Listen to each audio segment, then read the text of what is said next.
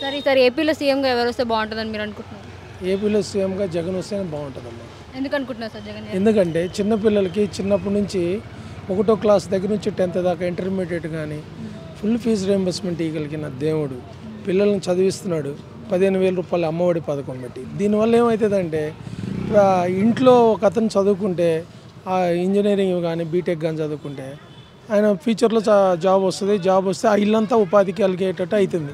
దానివల్ల భవిష్యత్తు బాగుంటుంది, ఎడ్యుకేటెడ్ అవుతారు. దానివల్ల పిల్లలు భవిష్యత్తు బాగుంటుందని జగన్ వస్తే బాగుంటుంది. ఇప్పుడు జనాలు అంటున్నారు ఉచిత పథకాలు ఏదైతే ఉన్నాయో అర్హులు కనుక ఇవ్వాలి, కానీ వేరే వాళ్ళకి ఇచ్చేసి వాళ్ళని సోమరిపోతులు చేసాము అంటే మాకు కాలు చేతులు లేవో మేము పని చేసుకోలేమో మాకు ఎందుకు ఈ పథకాలు అని అంటున్నారు. దాని గురించి మీ ఒపీనియన్? ఇంకోటి ఏంటంటే అక్కడ వాలంటరీ వస్తుంది. ప్రతి 50 మందికి ఒక వాలంటీర్ ఉన్నాడు కాబట్టి అక్కడ అర్హులకే అది చెందుతుంది, అనర్హులకి ఎక్కడ చెందటం లేదు. అర్హుల కంటే అక్కడ ఎస్సీ ఎస్టీ బీసీ మైనారిటీ వాళ్ళకి ఎక్కువగా పాపం లేని వాళ్ళు ఉన్నారు కాబట్టి 50 మందిలో అతను ఆ వాలంటీర్ కనుక్కుంటున్నాడు ఎవడు అర్హుడు ఎవరు అనర్హుడు అని కనుక్కోగలిగి ఆ అర్హుడికే పథకం ఇంటి దాకా వెళ్తుందా, ఇంటి దాకా వెళ్ళి అక్కడ లబ్ధి పొందుతున్నారు. దానివల్ల డెవలప్ అవుతుంది. ఒక విషయం ఏంటంటే అక్కడ సాఫ్ట్వేర్ కంపెనీలు ఐటీ లేకపోవటం వల్ల అది ఒక్కటి ఇబ్బంది అవుతుంది. రిమైనింగ్ ఏదైనా ఉపాధి మళ్ళీ హైదరాబాద్కి వస్తున్నారు. హైదరాబాద్కి ఉన్నటువంటి సాఫ్ట్వేర్ కంపెనీలో మళ్ళీ ఆంధ్ర వాళ్ళే జాబులు చేస్తున్నారు. మళ్ళీ ఇక్కడ తెలంగాణ పిల్లలు ఎవరు జాబులు చేయట్లేదు. ఎందుకంటే ఇక్కడ ఫుల్ ఫీజు రీయింబర్స్మెంట్ లేదు. రీయింబర్స్మెంట్ అయినా కదా 2 years నుంచి ఫీజు రీయింబర్స్మెంట్ కూడా ఇవ్వట్లేదు. దానివల్ల పిల్లలు అక్కడ జాబులు కూడా కోల్పోతున్నారు. అక్కడ ఆంధ్ర పిల్లలు ఇక్కడ జాబులు అక్కడ సర్టిఫికేట్ బీ ఫార్మసీ చదువుకున్నారు. 1 year అయింది బీ ఫార్మసీ అయిపోయి, కానీ సర్టిఫికేట్ ఇంతవరకు ఇలా ఇక్కడ మా పాపే ఉంది బీ ఫార్మసీ అయిపోయింది, సర్టిఫికేట్ ఇలా. అపోలోలో జాబ్ కోసం పోతే బీ ఫార్మసీ సర్టిఫికేట్ రానందువల్ల అదే ప్లేస్లో ఆంధ్ర పిల్లగాడు సర్టిఫికేట్ ఉంది కాబట్టి అతను జాబ్లో జాయిన్ అవుతాడు. మా పాప 1 year నుంచి మానసికంగా ఇంట్లో ఇబ్బంది పడుతుంది.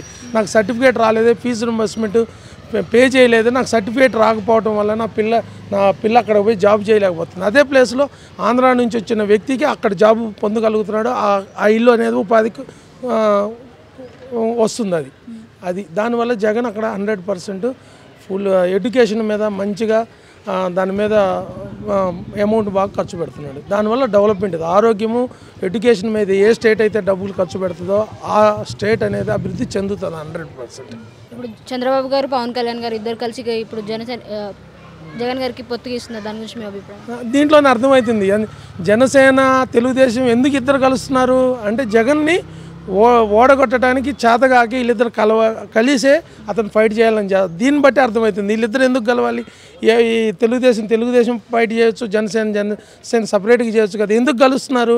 ఆయనతో ఓడగొట్టడానికి ఇబ్బంది అవుతుందనే ఉద్దేశంతో వీళ్ళిద్దరు కలుస్తున్నారు. మరి ఇప్పుడు సొంత చెల్లెలే ఇప్పుడు కాంగ్రెస్లో చేరి ఇప్పుడు అన్నకి తిరుగుబాటుతుంది కదా, దాని గురించి రైట్. సొంత చెల్లెలు తిరుగుబాటు దేనికోసం అవుతుంది? పిల్లల్ని అమ్మఒడి పథకం కింద చదివించినందుకు వ్యతిరేకం అవుతుందా? ఫుల్ ఫీజు రీయింబర్స్మెంట్ ఇచ్చినందుకు యాంటీగా పనిచేస్తుందా? అక్కడ ఉపాధి కోసం పిల్లలందరూ పక్క రాష్ట్రాల్లోకి వెళ్ళి జాబులు చేస్తున్నారు కాబట్టి దానికోసం షర్మిల ఫైట్ చేస్తుందా? దేనికోసం ఫైట్ చేస్తుంది?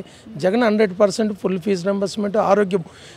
లాస్ట్ టైం కరోనా టైంలో ప్రతి ఒక్కరు హాస్పిటల్కి పోతే ఫ్రీ ట్రీట్మెంట్ అయింది, ఏ స్టేట్లో కాలేదు. అది ఓన్లీ ఫర్ జగన్. అమ్మఒడి పథకం super, full fees reimbursement full super. America పోవాలంటే అక్కడ అమౌంట్ 20 lakhs అమౌంట్ ఇవ్వగలుగుతున్నాడు. అవన్నీ పథకాలు మంచిగా ఉన్నాయి అమ్మ. ఎడ్యుకేషన్ మీద కాన్సెప్ట్ బాగుంది, ఆరోగ్యం మీద కాన్సెప్ట్ బాగుంది కాబట్టి ఆయనే మళ్ళీ జగన్ వస్తే అక్కడ ఆంధ్రాలో పిల్లలు భవిష్యత్తు బాగుంటుందని నా ఆలోచన.